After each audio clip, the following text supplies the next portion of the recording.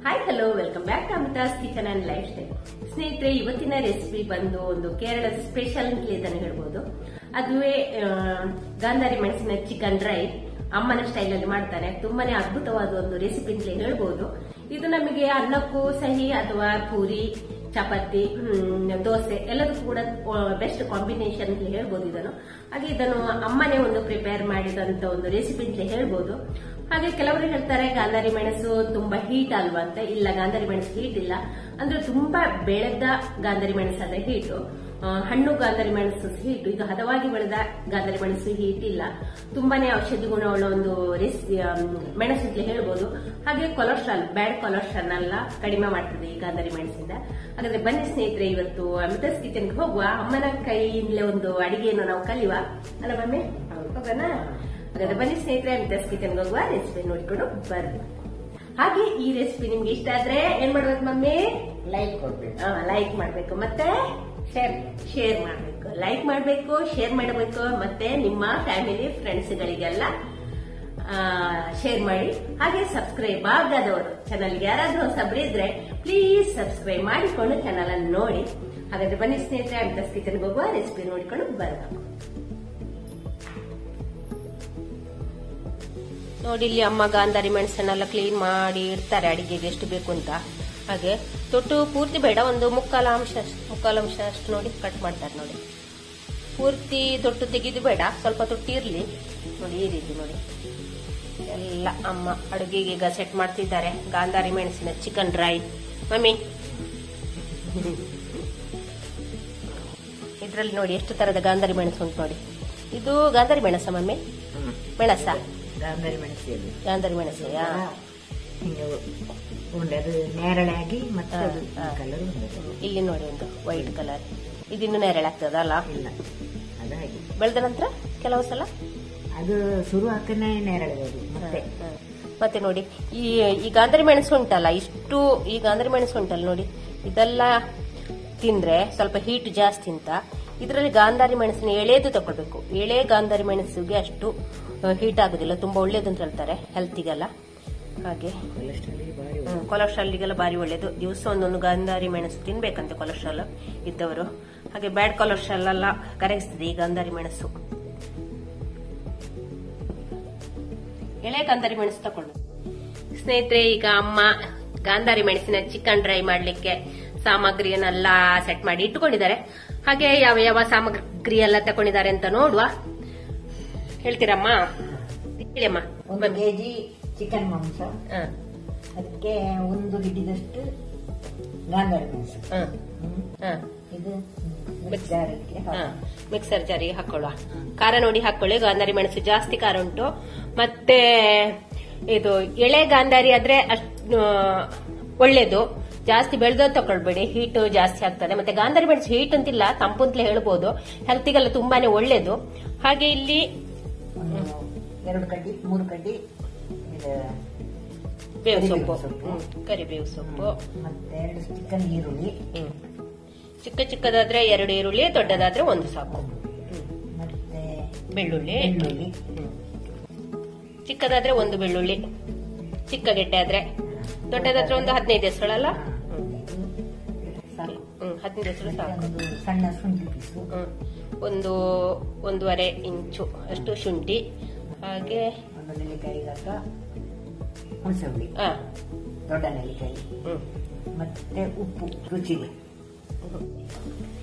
ಇನ್ನು ಅರಶಿನ ಪುಡಿ 1 ಸ್ಪೂನು,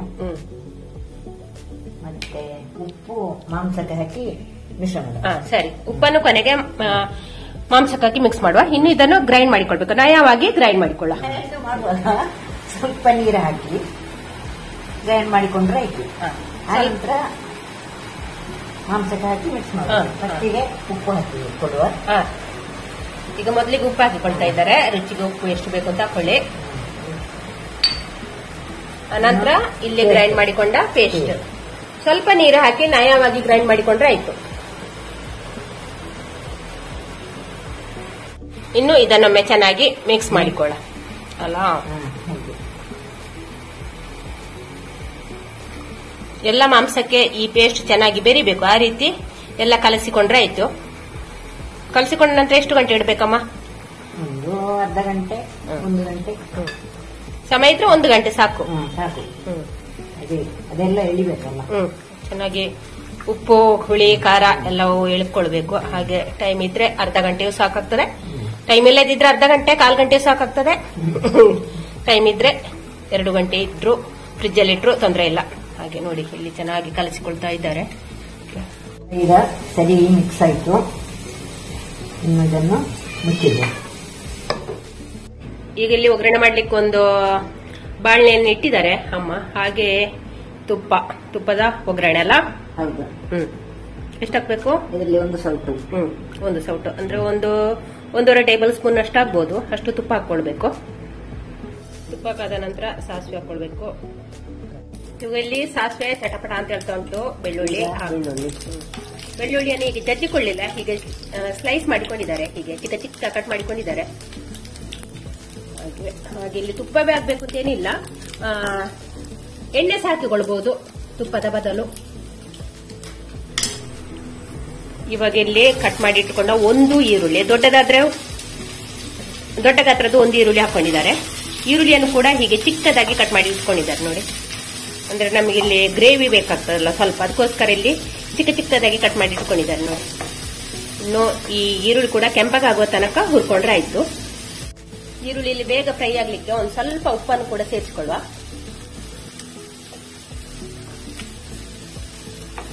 ಇಲ್ಲಿ ಬೇವು ಸೊಪ್ಪು ಕೂಡ ಹಾಕ್ತಾ ಇದ್ದಾರೆ.